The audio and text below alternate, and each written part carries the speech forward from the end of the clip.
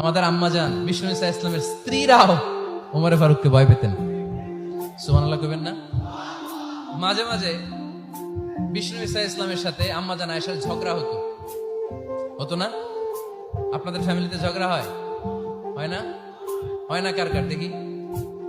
ওরে আল্লাহ, অনেক আল্লাহর ওলি আছে তো এই জায়গায়। ঝগড়া হয় না? কি কথা কয় ঝগড়া হয় না বলে? বিশ্বনবীর ফ্যামিলিতে ঝগড়া হয়, আপনার ফ্যামিলিতে হয় না?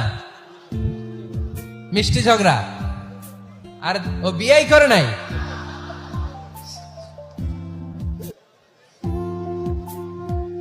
ঝগড়া তো হবেই, দাম্পত্য জীবনের মজাটাই তো এখানে।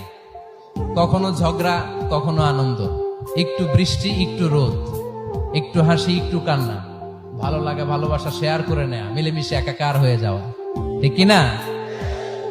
তো আল্লাহর হাবিব সাল্লাল্লাহু আলাইহি ইসলামের সাথে আম্মাজান আয়েশার ঝগড়া হতো। তো একদিন ঝগড়া হয়ে দুইজন রেগে আছে। খবরদার দুইজন রেগে থাকবেন না, আবার একজন রাগলে আরেকজন থেমে যাবেন, কারণ এই ছোট্ট ঝগড়া থেকে এটা অনেক সময় বিচ্ছেদের দিকে গড়ায়। আমার প্রিয় ফরিদপুরবাসী, ভাবি রেগে গেলে আপনি রাইগেন না, ওই দিন আপনি একটু ঠান্ডা থাকেন। আবার আপনি রেগে গেলে আমার মাইকের আওয়াজ যদি ভাবিরা শুনেন, আপনারা রেগে যায় না, একটু ঠান্ডা থাকবেন।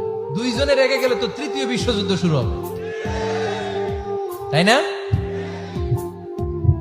একজন রেগে গেলে আরেকজন ঠান্ডা, কারণ এই সামান্য ঝগড়া থেকে ইগোর কারণে এটা বিচ্ছেদ আর ডিভোর্স পর্যন্ত গড়ায়।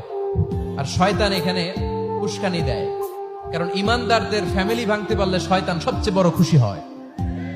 আর ইমানদারদের ফ্যামিলি টিকে থাকলে খুশি হয়ে যায় কে? আম্মাজান আয়েশা রাদিয়াল্লাহু তাআলা আনহার সাথে বিষ্ণু ইসা ইসলামের ঝগড়া হতো মাঝে মাঝে।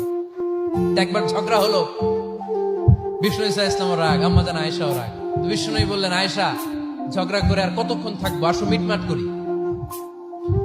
আয়েশা রাদিয়াল্লাহু বললেন, ঠিক আছে মিটমাট করবো।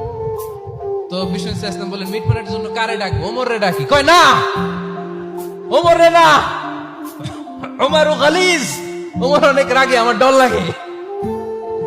কয় তাহলে তোমার আব্বারে ডাকি। কয় ডাকেন। কি খুশি! মেয়েদের মধ্যে অভ্যাসটা আছে না নাই? তাহলে তোমার আব্বারে ডাকি। ডাকেন। ডেকে নিয়ে আসা হলো। আবু বকর রাদিয়াল্লাহু তাআলা আনহু দাঁড়ালেন, আম্মাজান আয়েশা দাঁড়ালেন, বিশ্বনবীও দাঁড়ালেন। বিশ্বনবী বললেন, আয়েশা, তোমার আব্বা আসছে, এবার ঘটনা খুলে বলার পালা। তুমি বলবা নাকি আমি বলবো? আম্মাজান আয়েশা বললেন, আপনি বলেন, তবে ওয়ালা তাকুল ইল্লা হাক্কান, যেটা ঘটছে ওইটাই বললেন, মিথ্যা কথা কইেন না। আবু বকর রাদিয়াল্লাহু তাআলা আনহু রেগে মেগে আগুন। কি এই কথা তুমি কেমন করে বলো? বিশ্বনবীকে মিথ্যা কথা কখনো বলবে? রেগে মেগে